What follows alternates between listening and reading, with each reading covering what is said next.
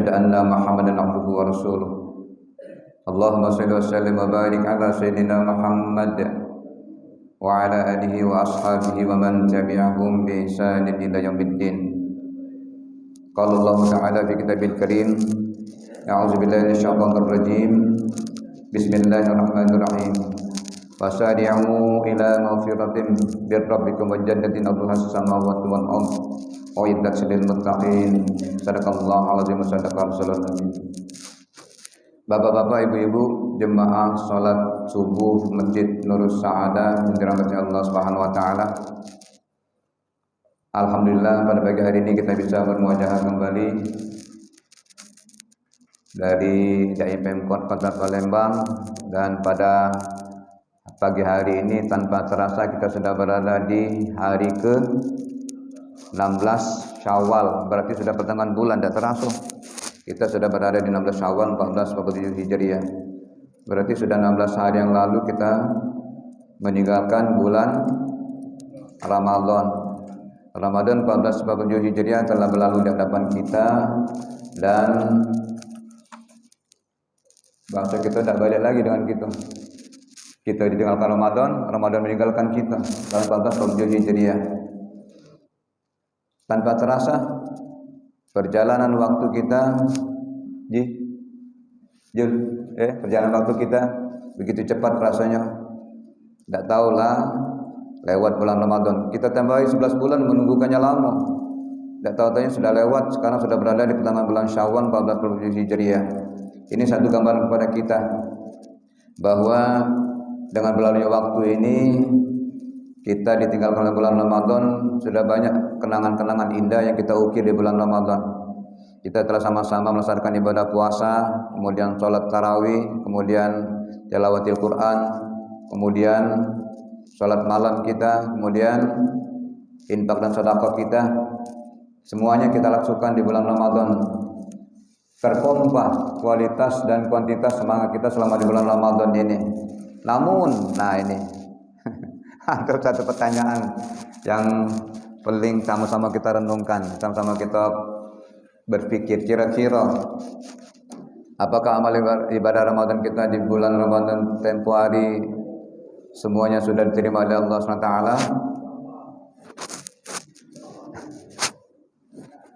Masih tanda?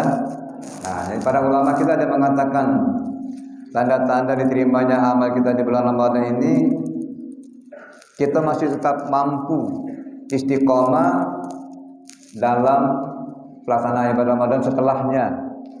Nah, itu yang jadi permasalahan kita. Tetap istiqomah setelah bulan Ramadan. Artinya apa? Jika setelah Ramadan kita masih tetap menjaga ibadah kita, ini menjadi isyarat bagi kita bahwa bulan Ramadan masih tetap memberikan pengaruh positif dalam kehidupan kita sehari-hari. Apa itu? Nah, ini jadi permasalahan bagi kita. Syekh Ibnu Rajab Al-Hambali pernah menjelaskan dalam kitab Lataiful Ma'arif, beliau mengatakan seperti ini. Kata beliau, "Man 'amila ta'atan minat ta'ati wa fara minha fa 'alamatu qabulaha in yusilaha bi ta'atin ukhra." Kata beliau, siapa yang melakukan amal ibadah dan telah merampungkan melaksanakannya, maka tanda diterima amal tersebut adalah diiringi dengan ibadah-ibadah, amalan-amalan lainnya. Nah, gambaran kepada kita. Jadi beliau memberikan seperti itu. Tapi dilanjutkan oleh beliau seperti ini. Kata beliau, sebaliknya, jika amal ibadah itu tidak diterima oleh Allah SWT, maka amal tersebut diiringi dengan kemaksiatan. Ada lanjutannya nih. Dilanjutkan kemaksiatan. Betapa baik amal ibadah dilakukan di bulan yang dilakukan setelah perbuatan maksiat sehingga menghapus dosa maksiat. Lebih baik lagi jika amal tersebut diikuti oleh ibadah-ibadah berikutnya. Jadi maksudnya apa? Bagaimana kita melaksanakan ibadah itu? Maksudnya satu kalimat tadi, istiqomah tadi. Kita tetap istiqomah. Berarti kita tetap harus melakukan ibadah kita selain di bulan Ramadan. Kita tetap konsisten melakukannya di luar bulan Ramadan, walaupun pelaksanaannya itu hanya sedikit. Jangan di bulan Ramadan full, sudah bulan Ramadan habis. Kata lagi cerita. Ini Maksudnya apa? Allah menyukai amalan umatnya ini walaupun hanya sedikit, ya. Menyukai amalan sedikit tapi dilakukan secara terus menerus. Itulah harapannya. Kenapa? Ramadan ini kan 11 bulan yang akan datang baru kita temui. Lama dah. 335 hari lagi yang akan datang baru kita temui. Itu pun masih tanda tanya, apakah masih baca ketemu dah dengan Ramadan yang akan datang itu? Nah, itu jadi permasalahan kita. Jadi pasca Ramadan memang banyak tantangan kita, ya. Semakin besar tantangan kita. Di bulan Ramadan kita sama-sama memahami, ya. Di mana-mana masjid, musola, surau, langgar rami. Di mana-mana terdengar masih lantunan ayat-ayat Al-Quran, orang bertadarusan. Nah, sekarang setelah Ramadan pergi, tanda tanya lagi. Mak Mano. Itulah kegiatan kita. Sudah kembali seperti biasa. Jadi tidak ada lagi suasana yang kalau bahasa kita untuk memaksa kita untuk tetap melaksanakan amalan-amalan tersebut. Nah, disinilah kalau kita pikir sebenarnya letak ujian yang sebenarnya seperti itu, Pak, Bu, ya. Kenapa? Apakah kita masih tetap satu menjaga sholat berjamaah kita? Yang kedua, apakah setelah Ramadan kita masih tetap membuka Al-Quran walaupun dalam sehari seayat ataupun hanya selembar bacaan Al-Quran? Kemudian apakah setelah Ramadan ini masih tetap terjaga lisan kita dari, ya, apalah kira-kira dari perbuatan-perbuatan, apakah ghibah, apakah perkataan-perkataan yang tidak benar lainnya, apakah masih tetap kita jaga? Kemudian ini, apakah tangan kita ini masih rajin untuk celum masuk ke celengan tadi, berinfak dan Nah, jadi ada 4 hal ini tetap kita pertahankan setelah Ramadan berlalu. Ibadah jangan sampai Ramadan cak yoyonya 5 waktu, lewat Ramadan habis, tidak lagi sholat. Seolah-olah cuma ibadah di bulan Ramadan bahaya.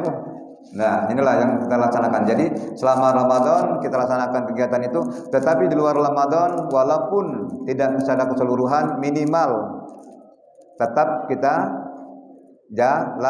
tetap kita jalankan. Nah, kalau seandainya yang saya katakan tadi jawaban kita iyo, nah berarti ini adalah suatu tanda dari Allah SWT, suatu kebaikan bagi kita. Namun kalau kita kembali ke cara kebiasaan yang lama, berarti nilai Ramadan kita sudah jauh dari yang kita harapkan selama 11 bulan yang akan datang itu. Jadi kita sama-sama memahami. Jadi satu hal yang kita jaga tadi, kita harus tetap istiqomah. Istiqomah adalah sebagai bentuk keselamatan kita. Allah menjanjikan bahwa orang istiqomah itu insya Allah akan mendapatkan perlindungan dari Allah Subhanahu Wa Taala. Itu secara umum dari bulan Ramadan kita tahun 1440 Hijriah, dan kita berdoa kepada Allah Taala kiranya tahun 1448 Hijriah akan datang kita masih dipertemukan. Amin ya rabbal alamin. Nah, Bapak Ibu yang berbahagia, sebagai pembuka kata saya pagi hari ini, tidak ada salahnya, sebabnya di bulan Ramadan setelah berlalu, di bulan Syawal masih pertengahan bulan, masih tidak ada salah kalau sama-sama mengucapkan satu kalimat minal aidin wal faizin, mohon maaf lahir dan batin. Sebab ke rumah Pak Haji baik, tidak mampir, maju tidak mampir, kan perjalanan karena jarak jauh, mohon maaf tidak pacak main-main ke Sultan Tahrir. Di kesempatan pagi hari ini kami ini diberi informasi dari Kesra bahwa materi yang akan disampaikan itu berhubungan dengan masalah kajian hadis, ya. Nah, di kesempatan pagi hari ini kami mengambil satu tema. Nah, ini dari apa? Dari Kesra. Ini saya hanya mengambil tema pada pagi hari ini. Kita hanya membahas tentang masalah 3I saja. Apa 3I itu? Iman, Islam, ihsan. Nah, itulah iman, Islam, dan ihsan. Dalam materi yang akan saya sampaikan ini secara umum saja, kita bagaimana mengurai hubungan dan perbedaan antara iman Islam dan ihsan ini. Bapak Ibu yang berbahagia, dalam ajaran agama kita konsep 3I ini menjadi fondasi dalam kehidupan kita, ya. Sebagai seorang muslim, sebagai seorang mukmin, sebagai seorang Islam, kita tetap memahami, tetap melaksanakan apa yang namanya iman, apa itu Islam dan apa itu ihsan. Ketiga hal ini sebenarnya kalau kita buat bukan sekedar hanya teori saja, harus kita praktekkan dalam kehidupan sehari-hari. Tanpa 3 ini, saya kira pemahaman kita terhadap iman, Islam dan ihsan ini kita akan katakanlah agak sulit untuk mencapai keberagamaan yang baik. Kenapa? Karena 3 hal ini satu kesatuan yang tidak bisa kita pisahkan, ya. Hubungan antara iman, Islam dan ihsan ini secara rinci memberikan kepada kita untuk kira-kira kita beriman dengan benar, berislam dengan benar, berihsan dengan benar. Nah, dalam hal ini kita sedikit lebih memberikan penguraian secara singkat saja, bahwa lebih dalam mengenai iman dan Islam ini, perbedaan keterkaitannya serta bagaimana 3 konsep itu kaca kita terapkan dalam kehidupan kita sehari-hari. Nah, dengan kita sama-sama memahami maknanya ini, kita dapat berusaha untuk kita memperbaiki kualitas amal ibadah kita, untuk berindah akhlak kita, sebab kita ini tidak baca hidup dewean. Kita perlu hidup bersosialisasi, bermasyarakat. Tidak baca kalau kita hidup dewean balik ke tengah hutan bae. Karena di masyarakat kita harus bisa bersosialisasi dengan baik. Nah, sekarang kita lihat saja, kita pahami yang pertama, makna dan hakikat iman itu. Kalau kita pahami kalimat makna iman, Islam dan Islam ini, Bapak Ibu, secara bahasa iman itu apa artinya? Ya, yakin. Kita percaya. Apa kita yakini, apa yang kita percaya? Ini kita membenarkan dengan fil qalbu. Kita meyakini, mempercayai dengan hati kita, dengan sedalam-dalamnya. Jadi kalau kita mengerti secara umum seperti itu, tapi kalau secara istilah, keyakinan kita yang mantap terhadap apa? Terhadap 6 ini. Apa? 6 itu rukun iman kita itu. Apa Jang? Pertama Jang. Rukun iman. Apa Jang yang pertama? Iman kepada Allah. Yang kedua, iman kepada mana ini? Iman kepada apa yang pertama? Allah. Yang kedua, malaikat. Baru yang ketiga, kitab-kitab Allah. Yang keempat, para rasul. Yang kelima, pada hari akhir dulu. Baru yang keenam, pada kadang-kadang takdir baik dan buruk dari Allah Ta'ala. Nah, inilah yang dalam bahasa kita sebut dengan rukun iman itu. Nah, kita kadang-kadang 6 rukun iman masih galah lupa. Iman kepada Allah, iman kepada malaikat, iman kepada kita, iman kepada Rasul, iman kepada qadar, iman pada hari akhir. Nah, dalam kehidupan kita sehari-hari, pemahaman kita dalam iman, Islam dan ihsan ini kita dituntut untuk apa? Untuk kita benar-benar yakin kepada Sang Pencipta Allah Subhanahu wa taala tanpa keraguan. Siapapun kita. Nah, kita dari sudah melaksanakan sholat berjamaah, satu kita harap seluruh amal ibadah kita diterima dan diridai Allah Subhanahu wa taala tanpa keraguan. Jadi kalau keyakinan tidak hanya yang kita ucapkan tertancap dalam hati kita, kemudian kita wujudkan dalam bentuk ucapan dan perbuatan.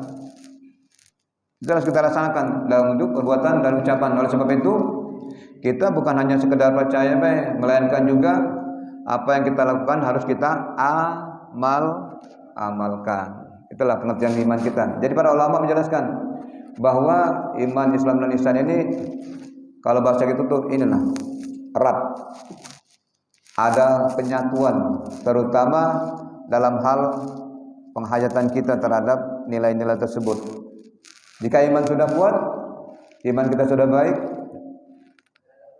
agama kita Islam jalankan dengan benar, dan ihsan inilah akan menjadi puncak daripada praktik keagamaan kita. Jadi dengan demikian iman adalah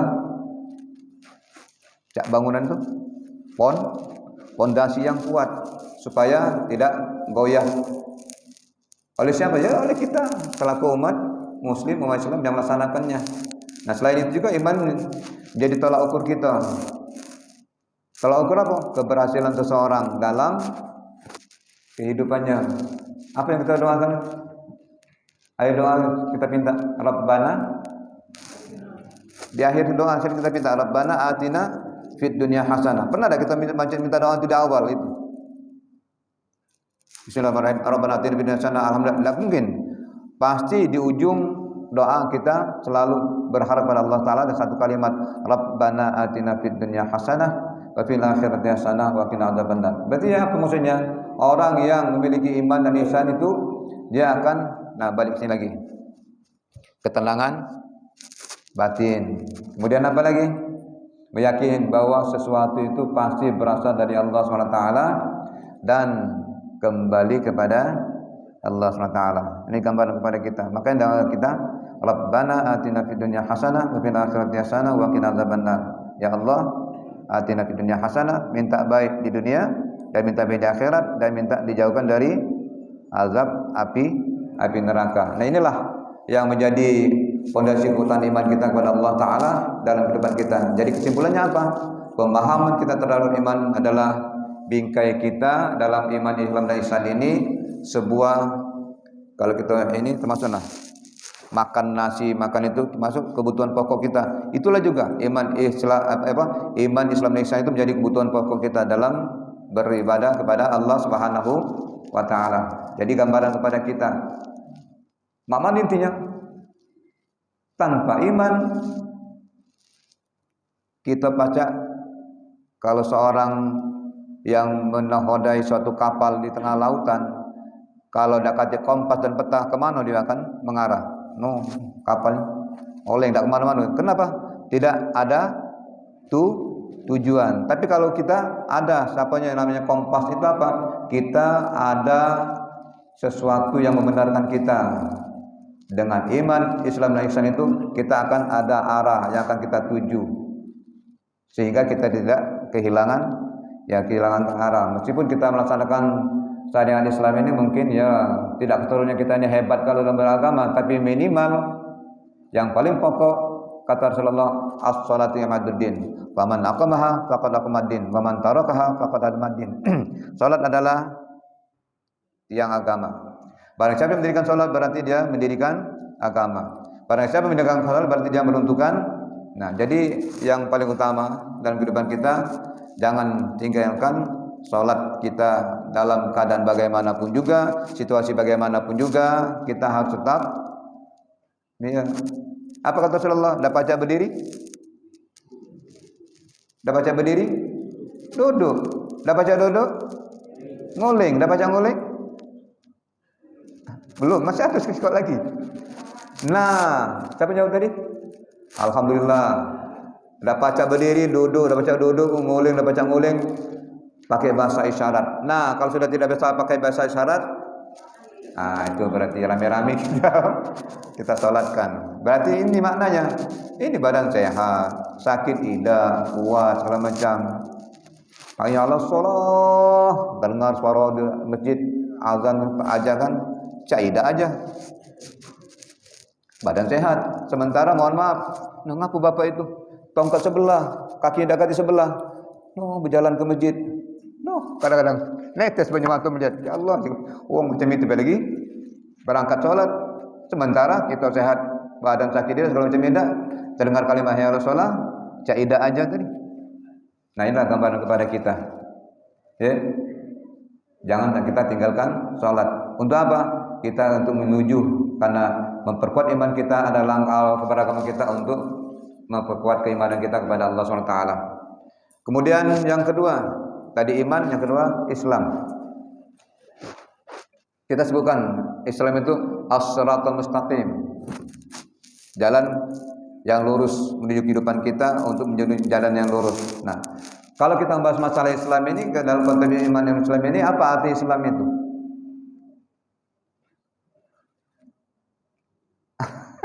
Apa artinya? Kita berserah diri kita. Apa maksud berserah diri itu? Kita patuh. Patuh itu maksudnya apa?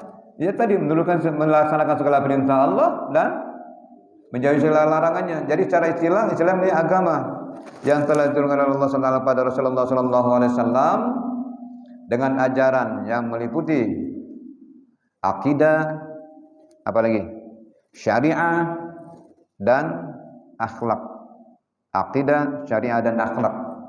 Nah, jadi kalau kita lihat pilar utama kita ini dalam Islam ada yang disebut dengan rukun.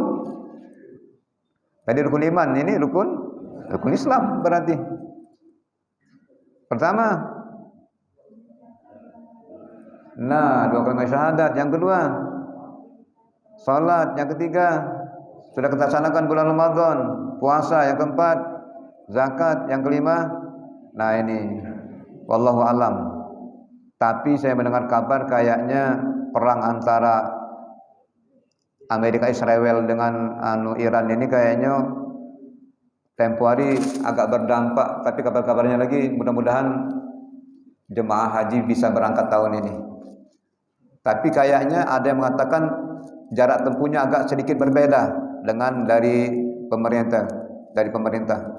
Jarak tempuhnya agak jauh sedikit dari yang diharapkan oleh pemerintah. Ini ada 2 orang teman saya di sekolah itu, dia suami istri, insya Allah akan berangkat haji tahun ini. Itulah mudah-mudahan pelaksanaan ibadah haji tahun ini tidak terdampak dengan terjadinya perang antara Amerika Israel dengan Iran itu. Mudah-mudahan tetap laksanakan ibadah haji berjalan dengan baik lancar tanpa halangan apapun juga. Nah, itulah dalam agama kita. Jadi 5 hal inilah, kalau tadi rukun iman, rukun Islam, 5 hal ini menjadi patokan bagi kita. Kenapa? Dalam prakteknya kita telah melaksanakan sholat dari terlahir, waktu bayi di sebelah kanan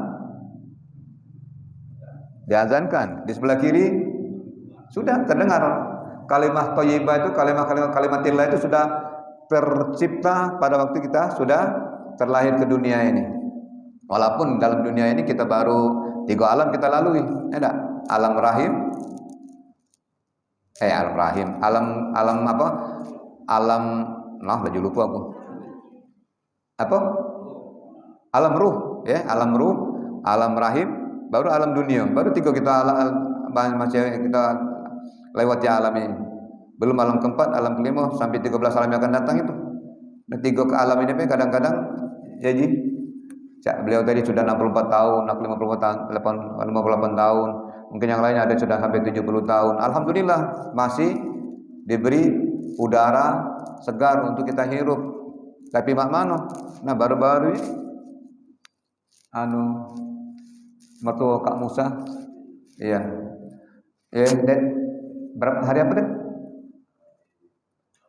Hari Rabu, ya hari Rabu yang lalu meninggal dunia. Kita tidak ada yang tahu seperti itu. Makanya kita berharap maka dalam doa kita minta apa?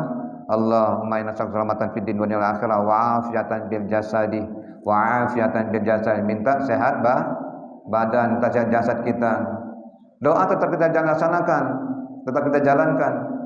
Minta sehat tidak pernah berdoa, tidak klop berarti.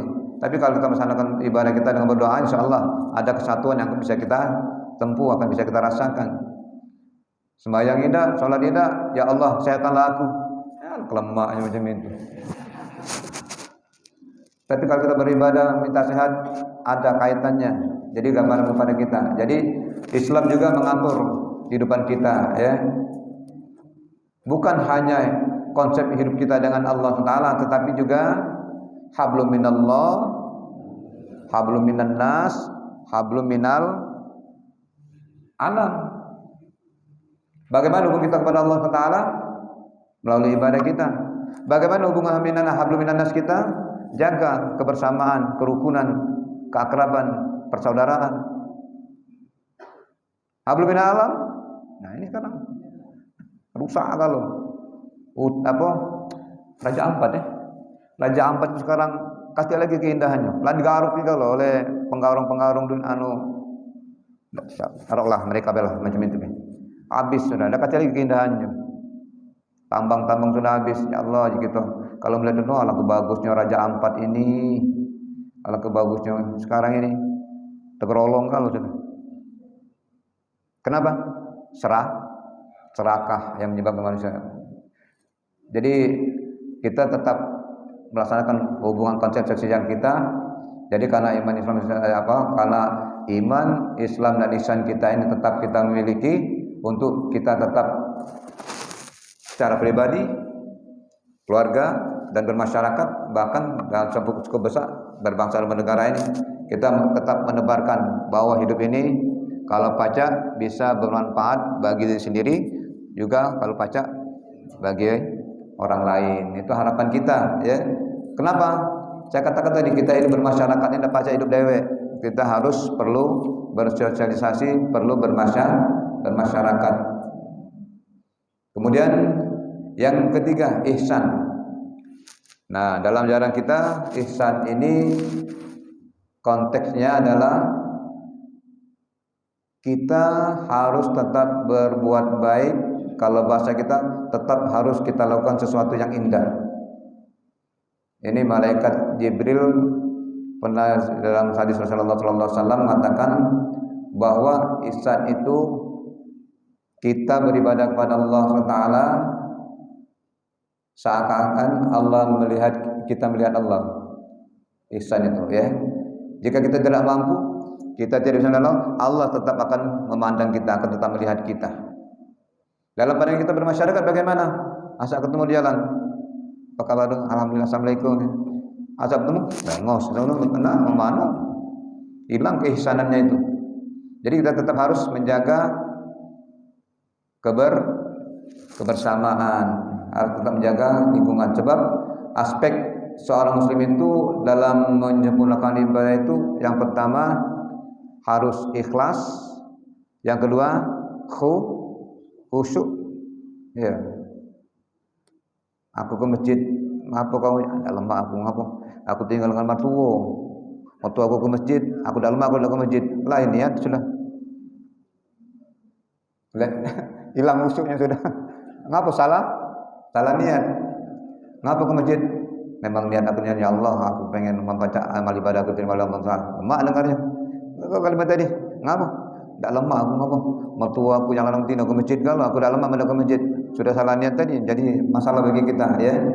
Jadi kalau bisa ya yang namanya ihsan ini tetap berhubungan dengan masalah akhlakul karimah, akhlak yang baik ya.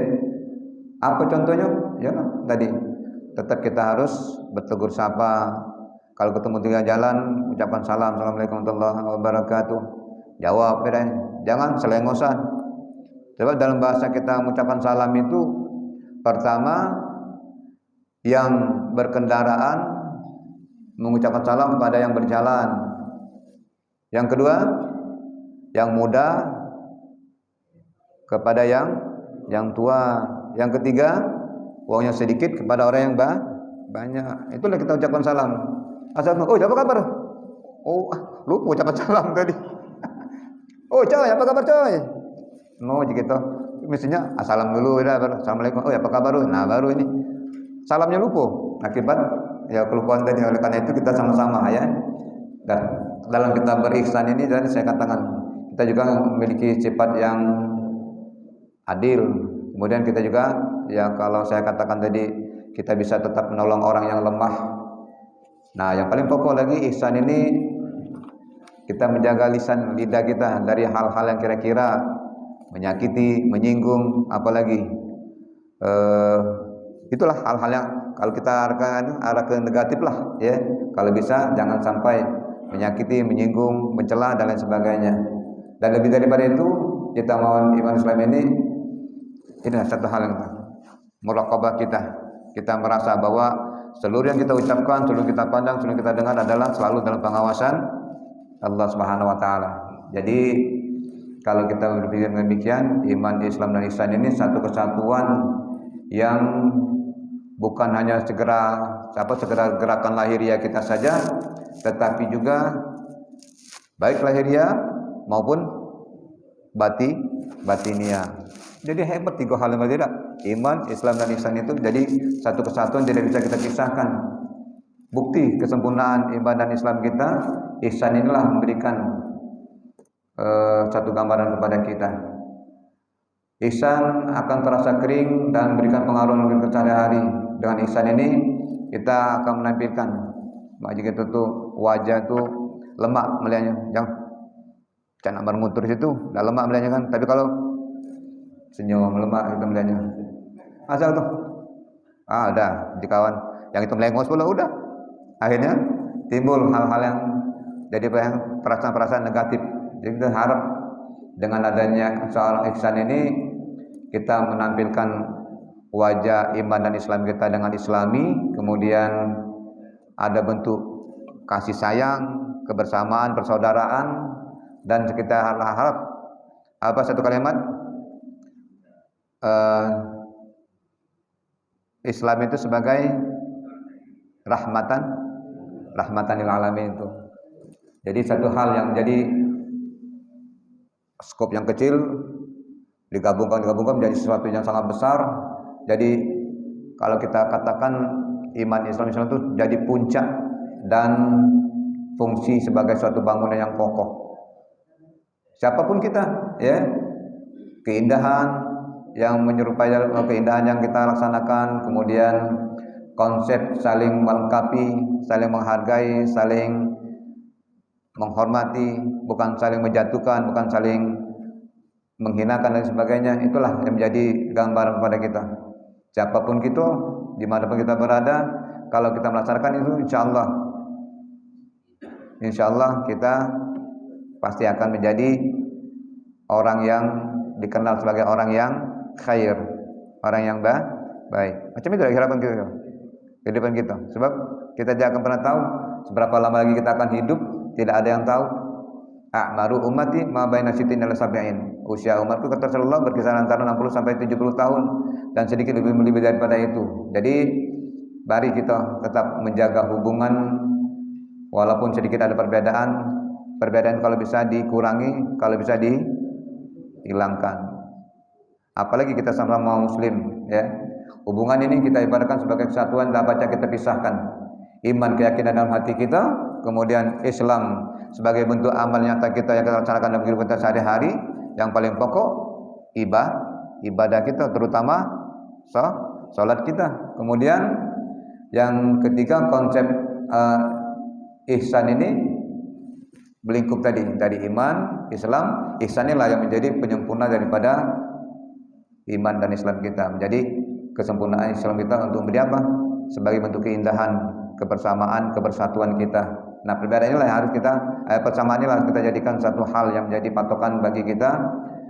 Sebab dimanapun kita berada, dalam keadaan bagaimanapun juga, kebersamaan, kebersatuan, kekompakan harus tetap kita jalin, harus tetap kita jaga. Sebab, mohon maaf, kalau seandainya kita sudah tidak ada di dunia lagi, apa yang diingat orang?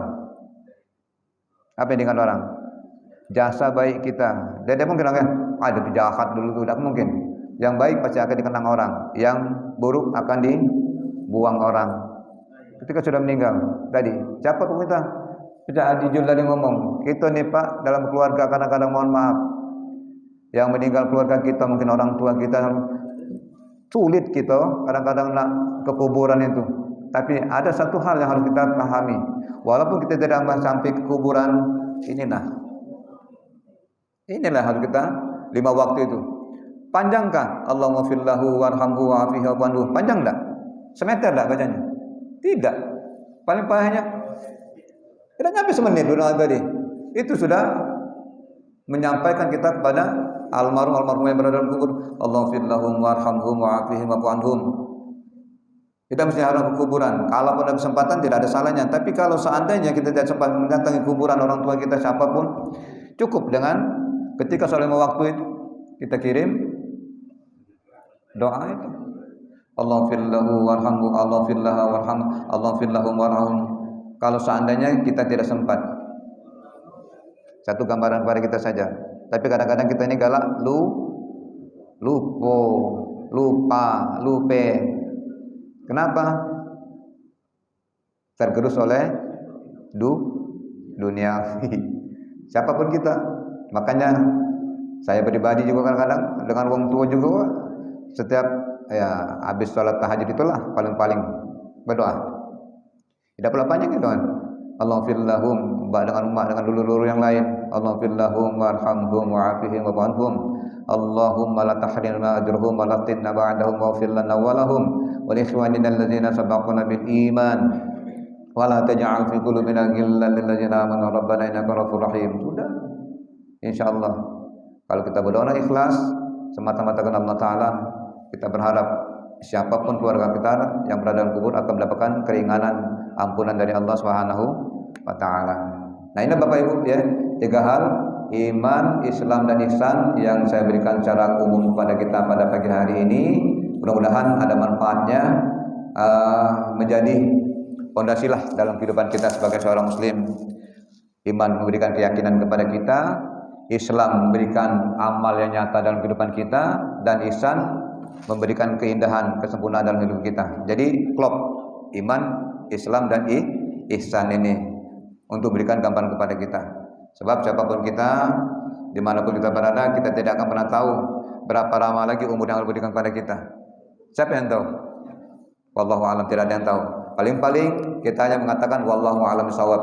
Mudah-mudahan dengan tausiah singkat pada pagi hari ini berikan gambaran kepada kita. Mari kita tetap jaga iman kita, pertahankan Islam kita, jaga ihsan dan keindahan kita untuk berukhuwah Islamiyah dengan sesama muslim. Dengan agama lain pun juga kita harus menghormati, apalagi kita sama muslim. Ini saja Bapak, Ibu dan saudara sekalian yang dapat saya sampaikan di pagi hari ini. Ini sudah pukul 6 lewat 3 menit yang bisa saya sampaikan. Kalau pada penyampaian saya akan berkenan kepada Bapak Ibu sama maaf, dan kepada Allah SWT sama keampunannya. Dan sebelum kita akhiri, marilah sama-sama kita berdoa kepada Allah SWT. Sayyidina Maulana Muhammad wa ala alihi wa sahbihi ajma'in. Alhamdulillahirabbil alamin. Na'udzubillahi minasyaitonir rajim. Bismillahirrahmanirrahim. Alhamdulillahirabbil alamin. Wassalatu wassalamu ala asyrafil anbiya'i wal mursalin. Sayyidina wa Maulana Muhammad wa ala alihi wa sahbihi ajma'in.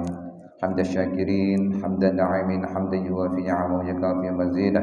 Ya Rabbana lakal hamdu kama yanbaghi li jalali wajhikal karim wa 'azimi sultanik. Allahumma shalli wa sallim wa barik ala sayyidina Muhammad wa ala ali sayyidina Muhammad. Allahumma fir lana wa li walidina warhamhum kama rabbana shighara wa li jami'il muslimina wal muslimat wal mu'minina wal mu'minat bi rahmatika ya arhamar rahimin. Rabbana hab lana min azwajina wa dzurriyyatina qurrata a'yun waj'alna lil muttaqina imama. Rabbana atina fid dunya hasanah wa fil akhirati hasanah wa qina adzabannar. Wa sallallahu ala sayyidina Muhammad wa alihi washabbihi wasallam walhamdulillahirabbil alamin. Akhirul kalam. Assalamualaikum warahmatullahi wabarakatuh.